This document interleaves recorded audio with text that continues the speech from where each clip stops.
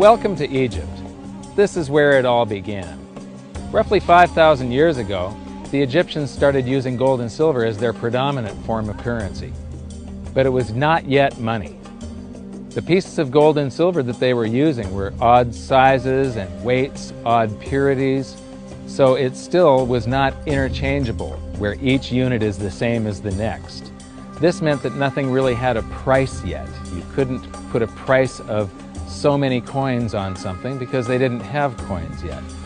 Trade was still difficult. It was still a guessing game when it came to the exchange of values. One of the reasons that we are in the financial mess that we are today globally is that people do not understand the difference between currency and money. Currency is a medium of exchange, a unit of account. It is portable, durable, divisible, and something called fungible. Fungible means that each unit is the same as the next unit. $1 in my pocket buys the same amount as $1 in your pocket. Money is all of those things plus a store of value over a long period of time. Even financial planners, bankers, your accountant, they don't understand the difference between currency and money. The currency in your pocket is a medium of exchange.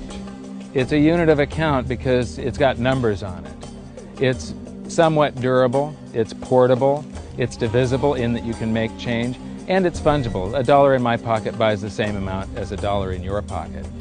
But because governments can print more and more and more of it and dilute the currency supply, it's continually transferring wealth out of your pocket, out of your bank account, to the government and to the banking system. The reason that gold and silver are the optimum form of money is because of their properties. It's an easy medium of exchange because gold and silver store a large amount of value in a very small area. It's a unit of account. Pure gold has the same value all over the planet. So an ounce of gold buys the same amount here in Egypt as it would in China or in the United States. It's durable. The same gold that Egyptians were using in trade 5,000 years ago is still here with us today. It does not corrode.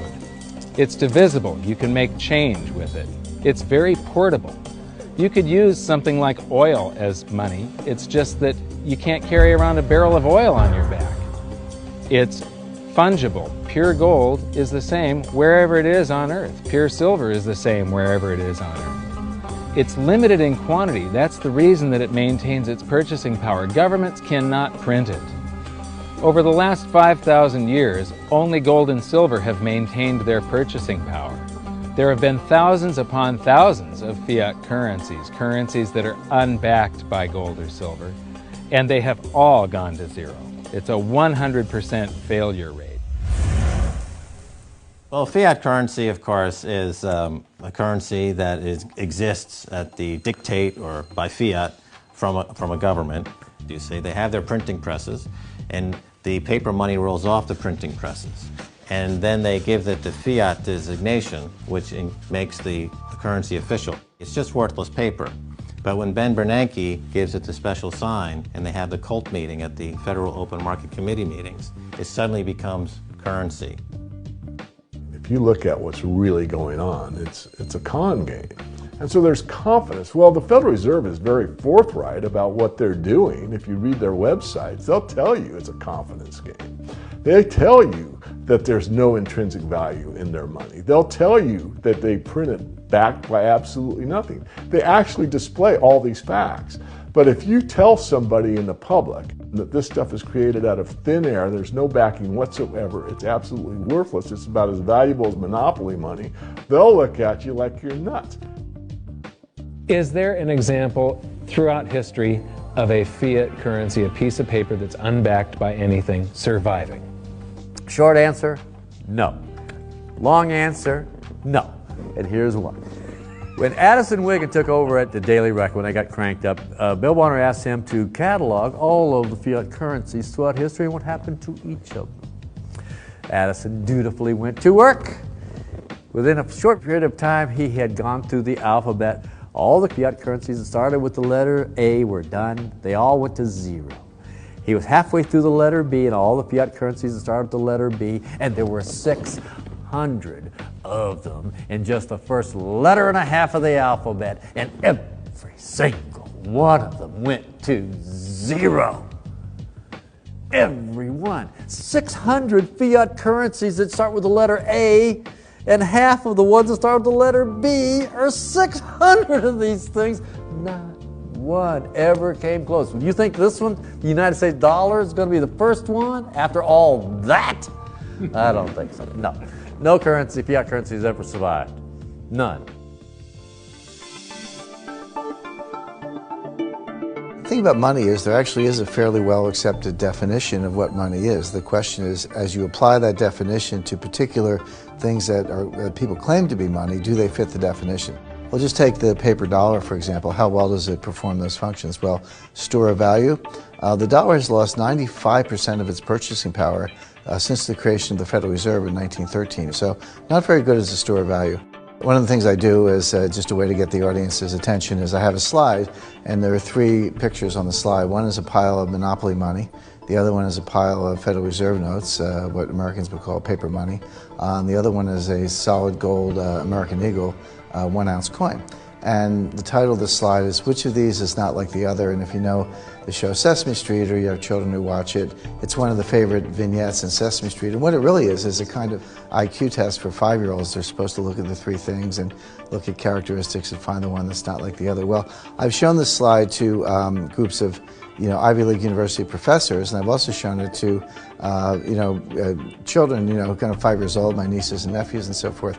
And when the professors look at it, they say, well, clearly the dollars are not like the others, because gold has no role as money, and monopoly money is junk, and the American dollar is a store of value, so that's not like the other. But the children look at it and they say, well, the gold coin is not like the other, because the other 2 are just piles of paper, and the gold coin is clearly something different. So my question to the audience is, who's smarter, a 5-year-old or an Ivy League professor? Before World War I, each note that a treasury issued would say that there have been deposited with the United States Treasury $20 in gold coin payable to the bearer upon demand. The money was in the vault.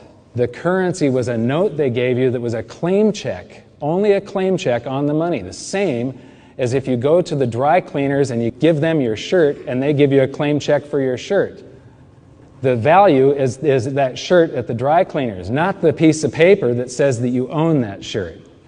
So our currency that circulated was the paper US dollars, and they were claim checks on money. The next hidden secret is the difference between currency and money. Money must be a store of value and maintain its purchasing power over long periods of time. As we progress through this series, you'll learn that national currencies are really a tool used by the government and the financial sector to leech away your time and your freedom by stealing your purchasing power. So rather than storing your economic energy, currencies leak. Now compare that to the gold and silver the Egyptians were using. Like I started with, it still wasn't money because it wasn't interchangeable yet. But they were on the right track, as gold and silver have proven over thousands of years to be the ultimate store of value.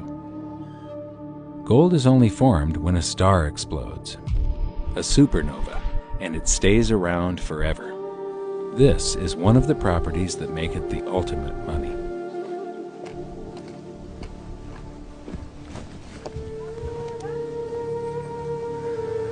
People are amazed that after 5,000 years, the pyramids are still here. But what I'm more amazed at is that the currency that the people that built this were using, that currency, that gold and silver that they were using in trade on a daily basis, is still around today.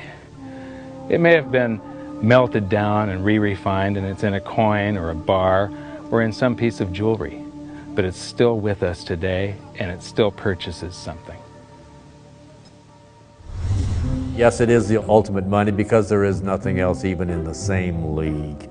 It's divisible, it's permanent, it's a store of value, it's a unit of account. It's got everything you want out of money, but it doesn't go away, and it can't be increased. That is what makes gold the most beautiful money of all. What more could you ask out of a money? It keeps governments under control. You can maintain a solvent system. Governments don't like gold at present because they're getting away with the fiat currencies, and they'll do everything they can to discredit it as an asset class. I mean, my goodness, gold has outperformed the Dow Jones Industrial Average in each of the last 7 years, yet it's not considered a legitimate asset class. Why? Again, it's the fear that maybe gold will be imposed on the system, that it will constrain government ability to spend beyond its means.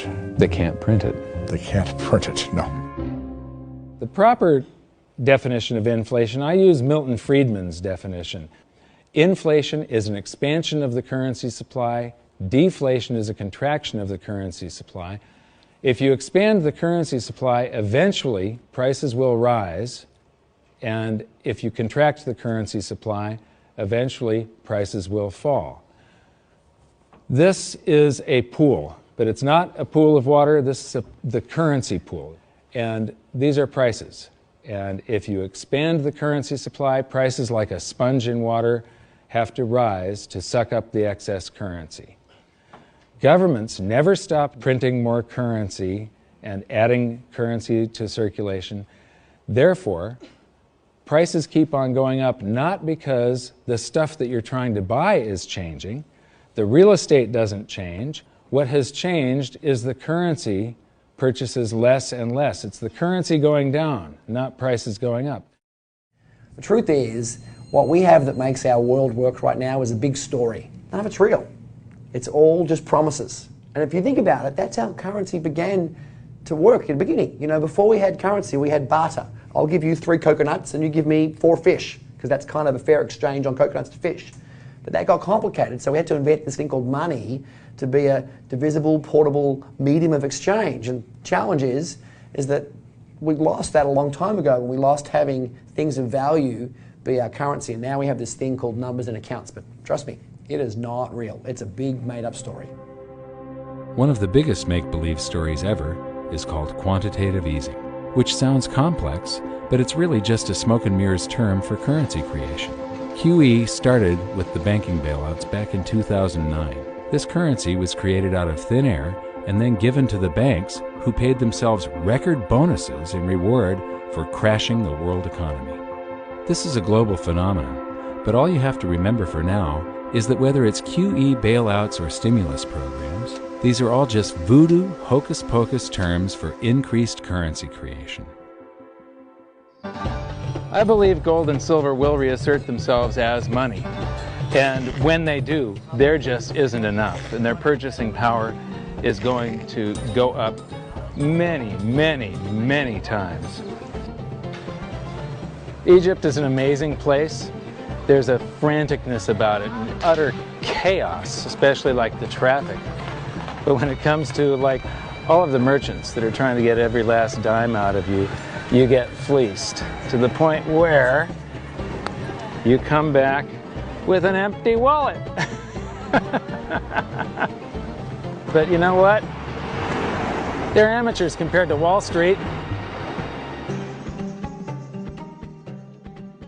In the past several years, I've spoken in many countries about the crisis that's coming, and a lot of people think that they're going to be okay in their country, that it's only going to happen to the United States or maybe the United States in Europe. But what they don't realize is that this is a global phenomenon. I got to show you something here. This is base currency in the United States. This is the number of paper dollars that exist, basically. It took 200 years to go from no dollars in existence to 825 billion. And then we had the bailouts, and then we had QE1, quantitative easing 1, then QE2, and then we had QE3, and then QE4, and then soon we're going to have QE57 and QE382. And it isn't just here. This is what the Canadian currency supply looks like. This is Australia, South Africa, Russia. Now, this starts out in just the year 2001, and this is like 18 times. Everybody thinks the US dollar is still as good as gold, and it hasn't been since 1971. this is the world monetary systems. From 1873, when Germany went on the classical gold standard, where each unit of currency is backed up by an equivalent amount of gold in the treasury. In the United States, $20 bill, $20 gold piece in the vaults. Go into any bank, slap down your currency, which was a receipt for money, a claim check on money, ask for your money, gold and silver, and they would give it to you. So this shows, this is currency, this is money. Otherwise, there was no reason for any government to store gold in their vaults and then print this currency that was backed by gold. This is what gives confidence in that, and it gives governments the ability to start this scam in the first place, where they print these receipts for gold, and then they can print more of them than gold that exists. And that happened when we got to World War I, and all the combatants stopped redemption rights. You could no longer go in the bank and trade your pounds, lira, marks, francs, no longer redeemable in gold, and they lit up the printing presses and started printing like crazy. Then between the wars, they went on something called the gold exchange standard, where currencies would be backed partially by gold. So in the United States, under the Federal Reserve Act of 1913, the Federal Reserve was allowed to put $50 worth of claim checks on gold, currency in circulation, backed up by only $20 worth of gold. So it was a 40% reserve ratio. For every $20 gold piece in the vault, they could put $50 in circulation. We're the dollars of the nation on parade. We're the biggest batch of dollars ever made. Oh, we used to march by millions, but now we march by billions, and maybe we'll be trillions for your dead. We're the dollars. Then we get to 1944. Now, during both wars, Europe paid the U.S. with gold. During World War I, the U.S. didn't get into the war until the very end of it. We didn't really have troops on the ground here in any quantity until the last 6 months of the war. So for the first 4 years or so, we're selling you all of, you take all of your young men off of the farms and turn them into soldiers. You take your factories that make toasters and they start making machine guns. Your factories that made cars are now building tanks. And so you turn your economy toward war, and all of your consumer goods and your grains had to be imported from the United States, and you paid us with gold. Then in World War II, Hitler starts saber rattling in 1936, annexes Austria in 38, invades Poland in 39. Pearl Harbor wasn't until the end of 1941. We didn't have troops on the ground until, I believe, August of 42. So again, there's like 6 years where you're paying us with your gold and we're selling you stuff. This is where Americans have this myth that war is good for the economy. War is good for the economy if you're not in it and you're selling them the tools of the trade. Yes, America's national income gets bigger and bigger. In 1943, it was $142 billion. That was double the 1939 figure, triple the figure for 1933. But by the end of World War II, the U.S. had 2/3 of all the world's monetary gold, the central bank gold, and the rest of the world had to share the other third, and Europe had none. So the world monetary system was no longer going to work. It would collapse. But we had made all these loans of dollars to Europe, so Europe was flooded with dollars. And so representatives from around the world met at Bretton Woods, New Hampshire in 1944. They came up with a new world monetary system called the Bretton Woods system, where every currency on the planet, with the exception of just a few, they would be backed by the US dollar, and the US dollar would then be backed by gold at $35 per ounce. This gave confidence to all currencies. So this gave the world stability, and it pegged all the world's currencies to each other through the dollar to gold.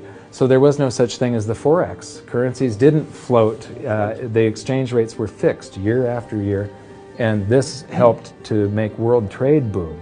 Then the dollar standard starts because we kept on printing dollars. Under the Bretton Woods system, there was no reserve ratio established where the U.S. actually had to have a certain amount of gold for how many dollars we created. So we had done a bunch of deficit spending for Korea, for Vietnam, for Johnson's Great Society, and expanded the currency supply, the amount of paper dollars in circulation, and exported them all over the world. And then in the 60s, Charles de Gaulle, president of France, realizes that we don't have the gold to back up the dollars. Le fait que beaucoup d'États acceptent par principe des dollars au même titre que de l'or entraîne les Américains à s'endetter et à s'endetter gratuitement vis-à-vis de l'étranger, car ce qu'ils lui doivent, ils le lui payent avec des dollars qu'il ne tient qu'à eux d'émettre. Nous estimons nécessaire que les échanges internationaux soient établis comme c'était le cas avant les grands malheurs du monde,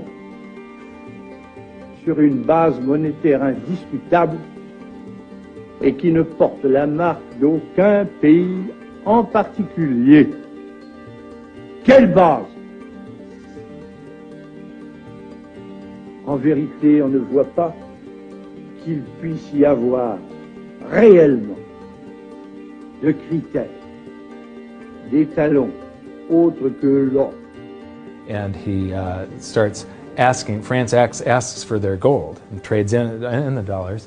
And at that point, other countries saw this and start jumping on board. And the U.S. lost 50% of its gold from 1959 to 1971. But we still had, in 71, about 12 times more dollars that we had created than there was gold. And this run on the bank, basically, the U.S. now being the bank, this is a giant worldwide bank run, because the U.S., for the second time, had committed a fraud and created more receipts for gold than there was gold. It's that simple. Then finally, the markets sort of sensed this. And Nixon was forced to take us off the gold standard, because if he had paid out gold until it got to zero, once we couldn't pay on some of those dollars, the entire worldwide monetary system would have collapsed. I have directed Secretary Connally to suspend temporarily the convertibility of the dollar into gold or other reserve assets, except in amounts and conditions determined to be in the interest of monetary stability and in the best interest of the United States. In full cooperation with the International Monetary Fund and those who trade with us, we will press for the necessary reforms to set up an urgently needed new international monetary system. And on August 15th, 1971, all the world's currencies became fiat currency. I don't know why the rest of the world didn't rush out and hang him, but they didn't. They just all went along with this. To our friends abroad, I give this assurance. The United States has always been and will continue to be a forward-looking and trustworthy trading partner. There have been thousands upon thousands upon thousands of fiat currencies throughout history, and there isn't one that survived. It is a 100% failure rate. And we started this experiment where all the world's currencies would be fiat currencies simultaneously in 1971. But what we have here, 30 to 40 years, different monetary system, 30 years, 28 years, 39 years plus, what's next? The world is going to have a new monetary system in this decade that we're in. We're going to experience this huge deflationary crash around the world. The world will probably end up on some sort of new monetary system, probably after governments try and print their way out of this and cause hyperinflations of all the currencies, and people will just lose confidence in currency. And what do they always go back to throughout history? Time after time, for the last 5,000 years actually, they always go back to gold and silver. In a world of floating currencies, and that's what all national currencies are today, they bob up and down relative to each other, but they're all sinking relative to gold. That includes the dollar as well as the euro and the British pound and all the others. They're going to continue to lose value, continue to lose purchasing power. Personally, I don't think there's any way of avoiding what is coming. There's no way to fix it right now. There's only a way to either let it wipe you out or to benefit from it. And I want to make sure that it's not just a few of the big investors in the world that are ending up with all the cookies. I want to make sure that there's as many small investors as possible that are benefiting from it, because that's what makes society run. Middle class, small investor. One of the biggest challenges for human beings is that physiologically we are designed to operate in recency. You know, the fight or flight response is literally in my cells, literally. And so that when I'm in the wild, It's about, I need to look for something to eat or make sure I don't get eaten. And how that translates into the modern world is that we think only about what's happening immediately in front of us. And so we think a long time is last week. In the world of YouTube and Facebook and instant messaging, we think 3 seconds is a long time. Like, did you get the post already? I already posted it. And the reality is that if you look at history, and I don't mean a week, I don't mean a month, I mean decades, I mean 100 years, I mean a couple of 100 years, I mean more than a couple of 100 years, you can start to see some patterns. You can see some things that are going on because history repeats itself. There are some trends and there are some movements that you can learn from. And you literally have to go outside of your human instincts to look at history, because we just want to focus on right now, because as I said, that's about either eating or being eaten. So we've got to go beyond that, and that means not just focusing on the here and now, but learning some real powerful stuff from what's happened, because there just might be some indicators there as what's going to happen in the future. Now, the 7 stages of empire, just as a reminder, started with sound money. And then a country adds layers of public works and social programs, and then develops a massive military, and then puts that military to use. And to pay for the war, it debases its currency supply, which causes a loss of faith in the currency, which then leads to a currency crisis, and gold does an accounting of the expansion of that fiat currency supply that happened over all those years of the first 5 stages. We are in the 6th and beginning the 7th stage. Gold started the accounting in the year 2001. It was $250 then, but we're still in the very early stages of this. Well, that's right. I think one of the problems with gold is people just don't understand it. I mean, for one thing, it's sort of been banished from the curriculum for 35 years. We have going on 2 generations of academics and scholars who have never studied gold. Unless you're a specialist in economic history, you can go back and look at it. Now, when I was in university and even when I was in graduate school in economics, we were still on the gold standard in some form. It was fairly attenuated, but when you studied the IMF and you looked at how they present the finances of a country and the breakdown of the reserves and the capital accounts, gold was a line item in the capital account, and you had to understand how it, what role it played and how it could equilibrate in terms of balance of trade. Well, that's gone. The IMF, Nixon went off the gold standard in 1971, and bright young economic students just don't understand gold. They think it's a joke, or they think it's maybe a commodity trade or a momentum trade. They don't understand that it really is money par excellence. So now we've learned that money was born in roughly 630 BC when it became fungible.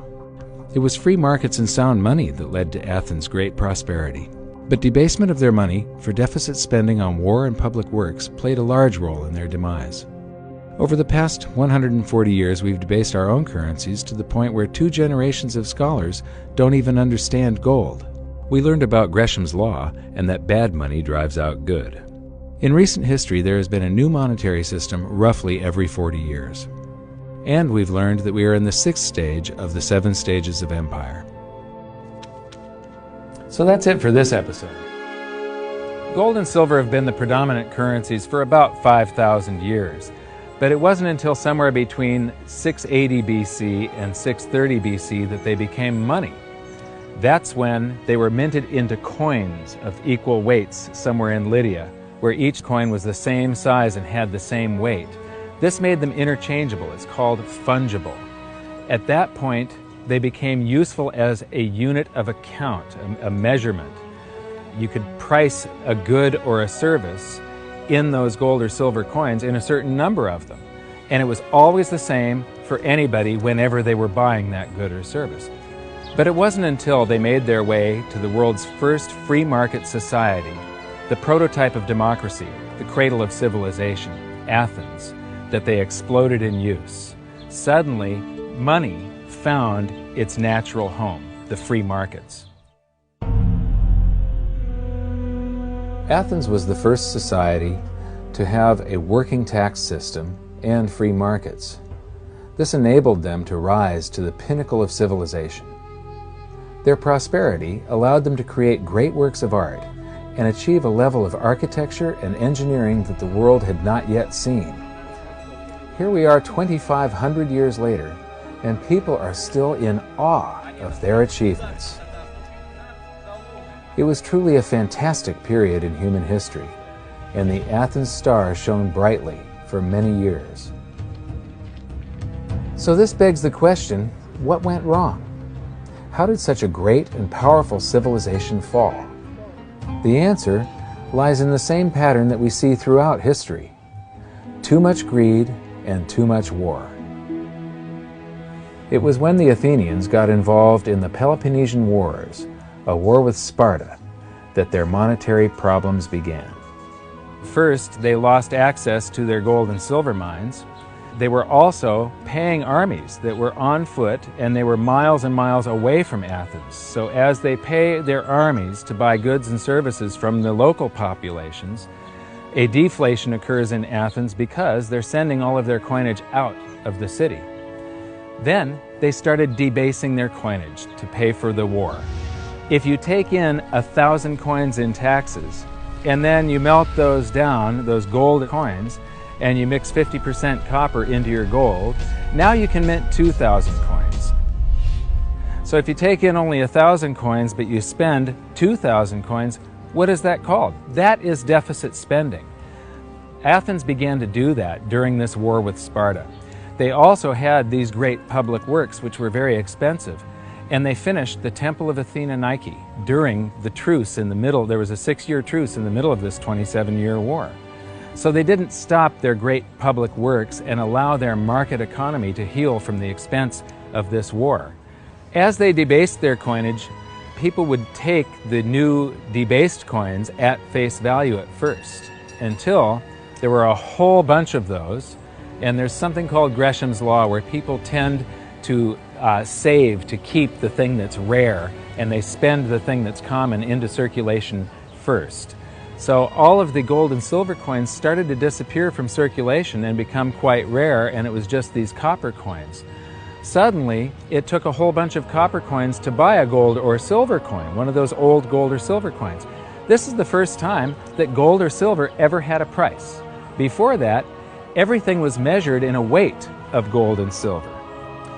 So a large factor in Athens' downfall was the expense of war, the expansion of empire, the debasement of their currency, the eventual inflation that was caused. You know, they minted these coins until they became nothing but flecks of copper. This was actually the world's first hyperinflation. And what it did was it financially debilitated Athens to the point where in 404 BC they surrendered to Sparta. And eventually they became nothing but a satellite of Rome. The thing that amazes me is how history just keeps on repeating and repeating and repeating, and we never learn from all of our stupid mistakes. We just repeat the same stupid mistakes over and over and over again. Today we are doing the same thing that the Athenians did that caused the loss of their great culture. We're doing the same currency debasement. We're doing the same deficit spending, and it's for the same reasons. It's for war and it's for great public works. The interesting thing about the Peloponnesian War was how it started. I would say one of the interesting parallels is that it started really with Athens at its height and with a level of hubris that set them down the road towards ruin. Perhaps they felt that they were, superior, couldn't make a mistake, exactly. They knew better. Exactly, and they ended up destroying their society as a result. It's a road that we're going down today, right? I think absolutely. Yeah.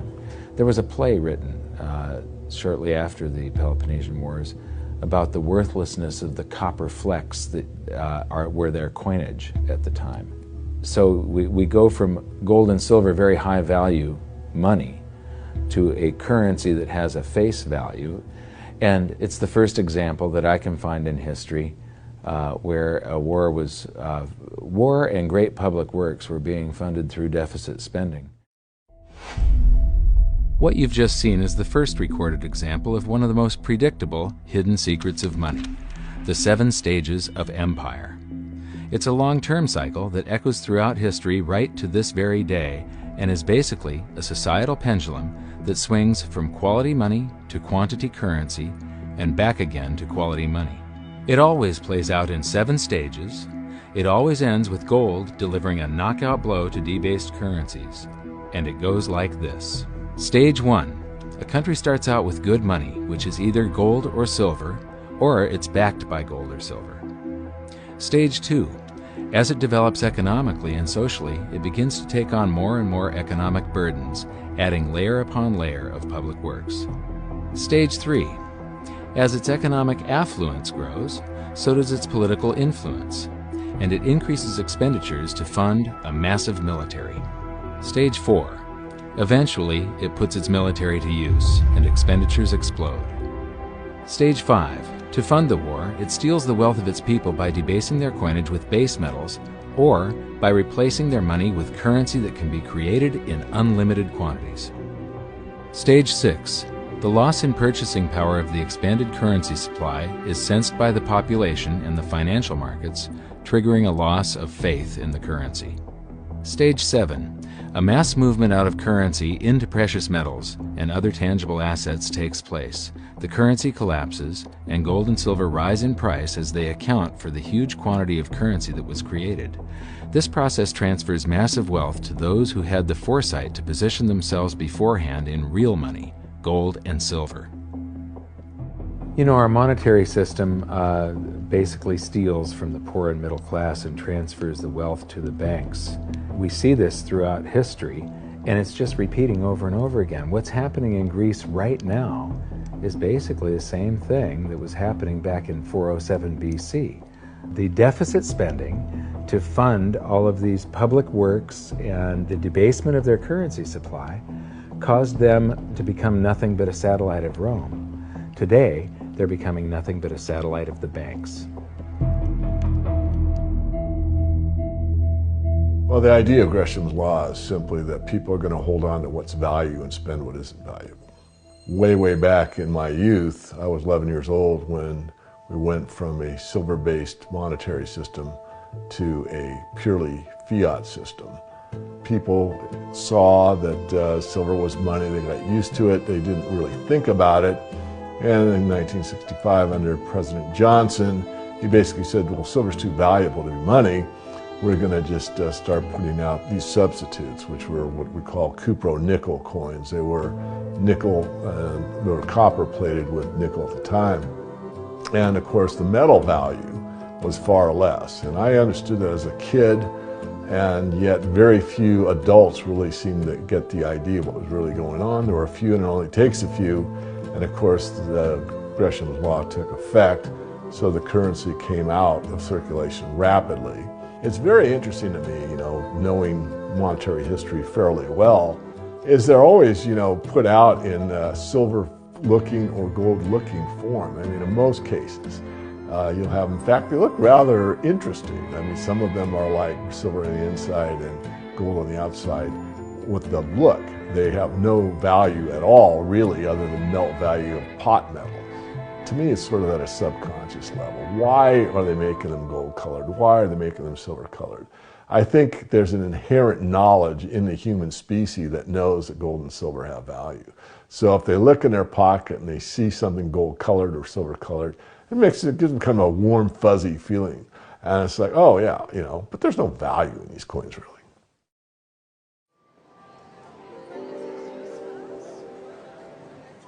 The next question is, how does this affect you? My next stop was in London, where I'd been asked to give a presentation to a group of businessmen. They wanted to understand the reason that gold had surged recently, and I explained to them that to understand gold, you have to understand monetary history. Once you see where we've come from, you can get a much clearer understanding of how the 7 stages of empire are playing out right now. We weren't allowed to show their faces, but we were allowed to film my presentation. So here it is, the last 140 years of monetary history condensed into just 10 minutes.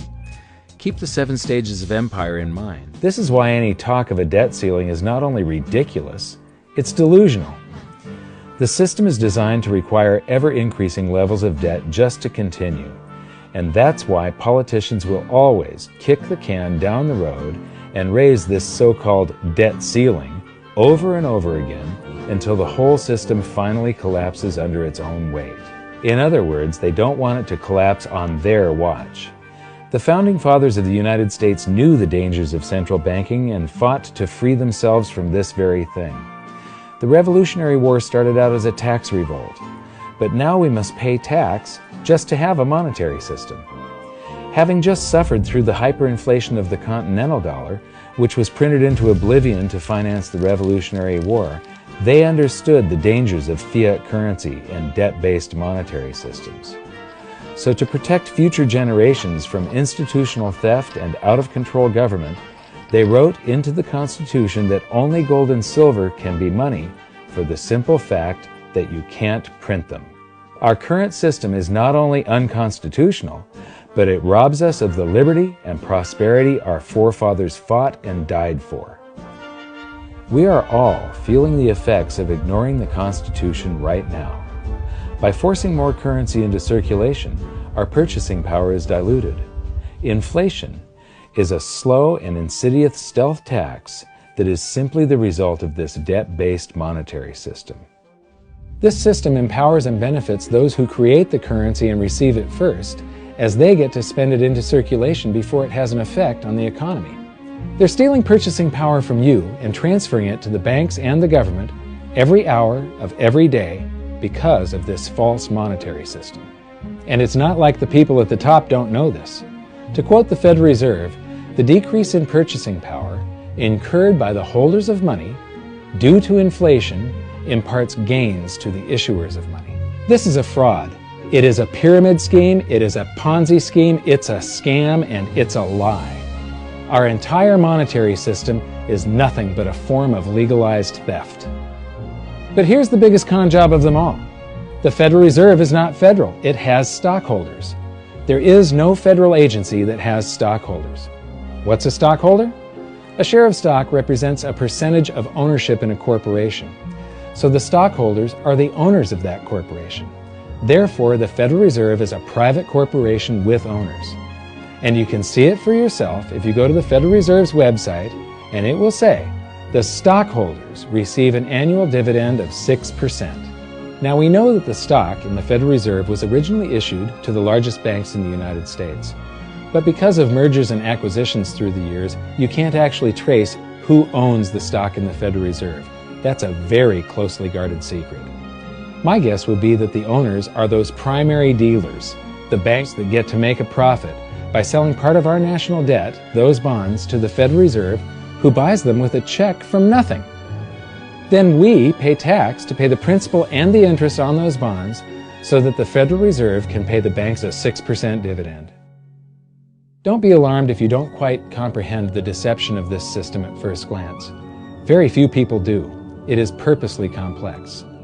The economist John Maynard Keynes once wrote, "By this means, government may secretly and unobserved confiscate the wealth of the people, and not one man in a million will detect the theft." I believe that presented correctly, anyone can understand this system, regardless of how complex it is.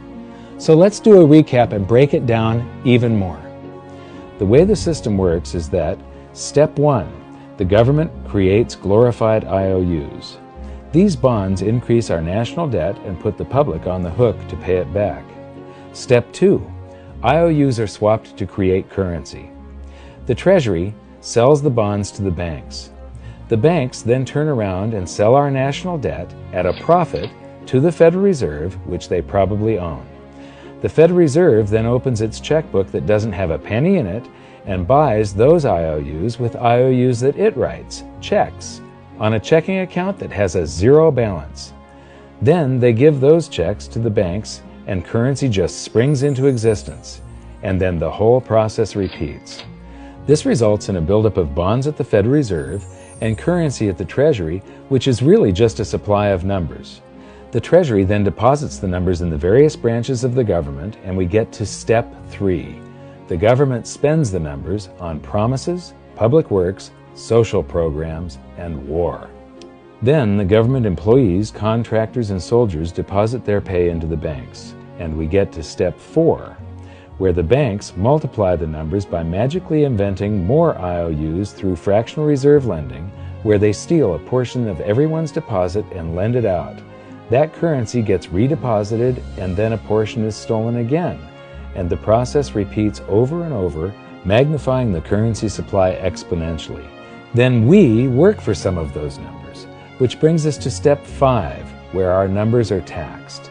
We pay tax to the IRS, who then turns our numbers over to the Treasury, so the Treasury can pay the principal plus the interest on bonds that were purchased by the Federal Reserve with a check from nothing. Then we get to step 6, the debt ceiling delusion. The system is designed to require ever-increasing levels of debt and will eventually collapse under its own weight because politicians always kick the can down the road. They don't want it to collapse on their watch. And finally, step 7, the secret owners take their cut. The world's largest banks own the Federal Reserve. Those banks make a profit selling our national debt to the Fed. They make a profit when the Fed pays them interest on the reserves held at the Fed, and the Fed pays them a 6% dividend on their ownership of the Fed. This system is fundamentally evil. It funnels wealth from the working population to the government and the banking sector. It is the cause of the artificial booms and busts of modern economies, and it causes great disparity of wealth between the rich and the working class. And it is only possible because we no longer use real money, we use currency. But worst of all, it is a form of enslavement. Bond is the root word of bondage. Whenever a government issues a bond, it is a promise to make us pay tax in the future. Nobody asked you if you wanted to pay tax today for the prosperity we all enjoyed in the last century. Nobody is asking our children if they want to work hard in the future to pay for the prosperity we're enjoying now. George Washington once wrote to James Madison, "No generation has the right to contract debts greater than can be paid off during the course of its own existence." By stealing prosperity from tomorrow so we can spend it today, we enslave ourselves and future generations. Now this all sounds pretty bad, but there is great hope, for you are the greatest threat to this false monetary system. This system relies on the public being ignorant of its workings. Please share this knowledge with everyone you know, because an informed public that fully understands the system can build a better future for generations to come. And now I leave you with this quote, widely attributed to a former director of the Bank of England. "The modern banking system manufactures money out of nothing. The process is perhaps the most astounding piece of sleight of hand that was ever invented. Banking was conceived in inequity and born in sin. Bankers own the earth. Take it away from them, but leave them the power to create money and control credit, and with the flick of a pen, they will create enough money to buy it back again. But if you want to continue as the slaves of bankers and pay the cost of your own slavery, let them continue to create money and to control credit." This is the Federal Reserve in Washington, D.C. It's located on Constitution Street, and that is just as much of a joke as the New York Fed being located on Liberty Street. Both of them are unconstitutional, both of them limit our liberty, and they transfer wealth away from us every second of every day to the Federal Reserve, to the government, and to the banking sector. You are now among the 1 in a million who can detect the theft of your prosperity. So the big question is, what can you do about it? 1. Watch this video until you can describe and teach it to others. Those who understand this system can make preparations for its unavoidable collapse and protect themselves. History shows that those who don't will probably be wiped out. 2. Share this video with everyone, especially those you care about. All it takes is a mouse click or two to get this message in front of millions. Post this video on Facebook, tweet it, email it to loved ones. Please share it wherever you can. 3. Join the conversation. The current world monetary system is based on a 300-year-old design meant to enrich a few at the expense of the many. There must be a better way. You are about to learn one of the biggest secrets in the history of the world. It's a secret that has huge effects for everyone who lives on this planet. Most people can feel deep down that something isn't quite right with the world economy, but few know what it is. Gone are the days where a family can survive on just one paycheck. Every day it seems things are more and more out of control, yet only 1 in a million understand why. You are about to discover the system that is ultimately responsible for most of the inequality in our world today. The powers that be do not want you to know about this, as this system is what has kept them at the top of the financial food chain for the last 100 years. Learning this will change your life because it'll change the choices that you make. If enough people learn it, it'll change the world because it'll change the system. For this is the biggest hidden secret of money. Never in human history have so many been plundered by so few, and it's all accomplished through this, the biggest scam in the history of mankind.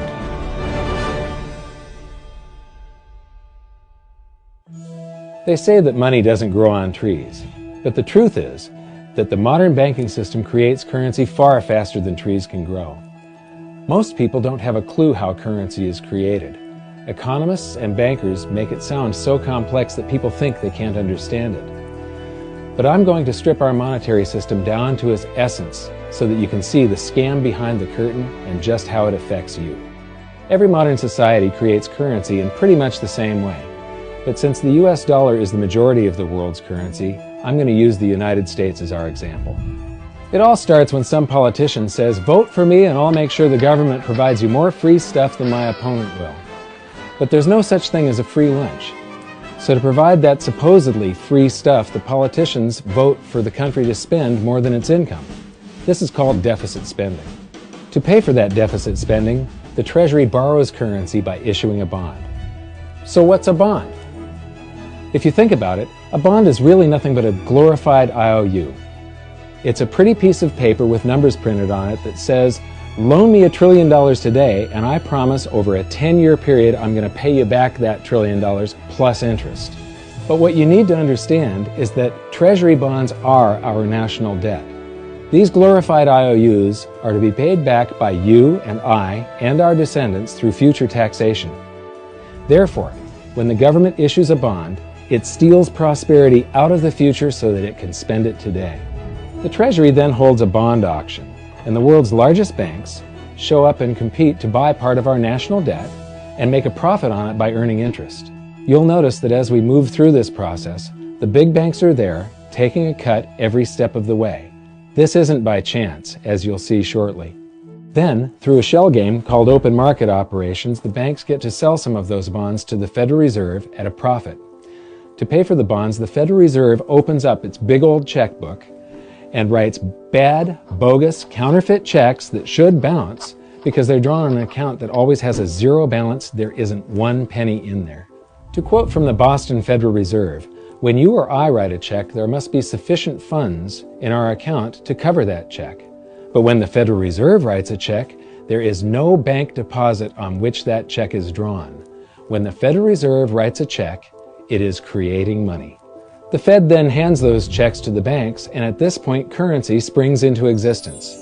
The banks then take that currency and buy more bonds at the next Treasury auction. But what is a check? A check is also an IOU. When you write a check, you're making a note that says, "Here's my IOU for cash. All you have to do is go to the bank and pick it up." Now, it's very, very important that you understand this process because we're going to come back later and show you the devastating effect this has on you. The Treasury issues IOUs, bonds. The banks then buy those IOUs with currency. The Federal Reserve then writes IOUs, checks, and hands them to the banks in exchange for the Treasury's IOUs, the bonds. And currency is created. So what's really happening is the Federal Reserve and the Treasury are just swapping IOUs, using the banks as middlemen, and abracadabra, presto, currency magically springs into existence. This process repeats and repeats over and over again, enriching the banks and indebting the public by raising the national debt. The end result is that there's a buildup of bonds at the Federal Reserve and currency at the Treasury. This process is also where all paper currency comes from. The Federal Reserve and the government mistakenly call it base money because they didn't watch episode 1 of this series and they don't know the difference between money and currency. But I will correctly refer to it as base currency because it is not money. It is currency, and as we've learned, there is a big difference. Money has to be a store of value and maintain its purchasing power over long periods of time. We learned in episode 1 that earlier in our history, our paper currency was just a claim check. It was a representation for real money of intrinsic value, the gold and silver that was held on deposit at the Treasury.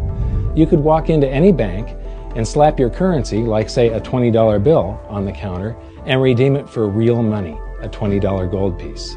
But now, this base currency that's piling up back here is really nothing but a receipt or a claim check on an IOU, that bond. So it's really nothing but a supply of numbers. The Treasury then deposits the newly created currency into the various branches of the government, and the politicians say, "Hey, thanks for that." And the government does some deficit spending on public works, social programs, and war. The government employees, contractors, and soldiers then deposit their pay in the banks. Now, this may come as a shock to you, but when you deposit your currency with the bank, you're not actually depositing it into an account to be safely held in trust for you. Instead, you're actually loaning the bank your currency, and within certain legal limits, they can do with it pretty much anything they please. This includes gambling in the stock market and loaning it out, at a profit, of course. Now this is where the machine of currency creation really gets cranking, because this is where something called fractional reserve lending comes into play. Fractional reserve lending is exactly what it says. The banks are allowed to reserve only a fraction of your deposit and loan the rest out. Although reserve ratios may vary, I'm going to use a 10% reserve ratio as our example. If you deposit $100 in your account, the bank can legally take $90 of it and loan it out without telling you. The bank must hold $10 of your deposit in reserve just in case you want some of it. These reserves are called vault cash. But why does your bank account still say you have $100 if the bank has stolen $90 of it? Because the bank left IOUs it created, called bank credit, in its place. Now I know this sounds crazy, but here it is in black and white from the Fed. Commercial banks create checkbook money when they grant a loan simply by adding new deposit dollars in accounts on their books in exchange for a borrower's IOU. These are nothing but numbers that the banks type into their computers. And even though these bank credit IOU numbers are very different from base currency numbers, because they only exist in computers, they are still currency. So now there is $190 in existence. Now, the reason people take out loans from the banks is to buy something. They're going to buy a house or a car or something like that. So the borrower takes the $90 that the bank loaned to him from your account, and he pays the seller of the item. But then the seller deposits that currency into his account, and his bank loans out 90% of that and leaves bank credit numbers in its place. So now there's $271 in existence. This process repeats and repeats until under a 10% reserve ratio, an initial deposit of just $100 can create up to $1,000 of bank credit, all backed by $100 of vault cash, just 10%. But as I said, reserve ratios vary wildly. On some deposits, it's 10%, on others, it's 3%, and on some forms of deposits, reserve requirements are 0. The result is that the expansion of the currency supply by the banks is far greater than even this example would lead you to believe.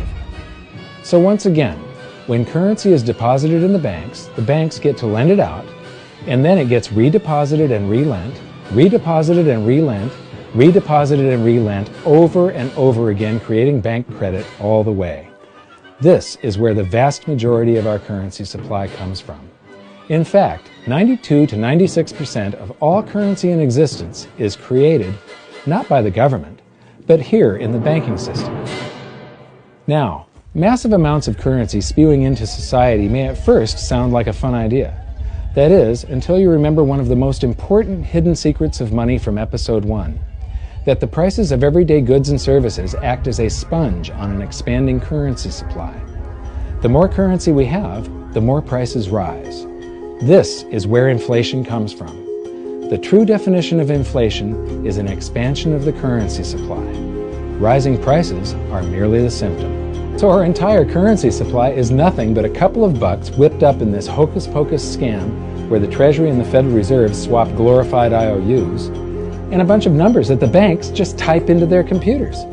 That's it. That's our entire currency supply. It's nothing but a supply of numbers. Some of them printed, most of them typed, and there is nothing else. But if you thought that was crazy, get ready to enter the twilight zone of modern economics. We work for some of that currency supply. True wealth is your time, but we trade away moments of our lives, hour by hour, day by day, and year by year, for numbers that somebody printed on pieces of paper or just typed into a computer. Now those numbers represent our blood, sweat, tears, labor, ideas, and talent. We are what gives the currency its value. But here comes the really cool joke.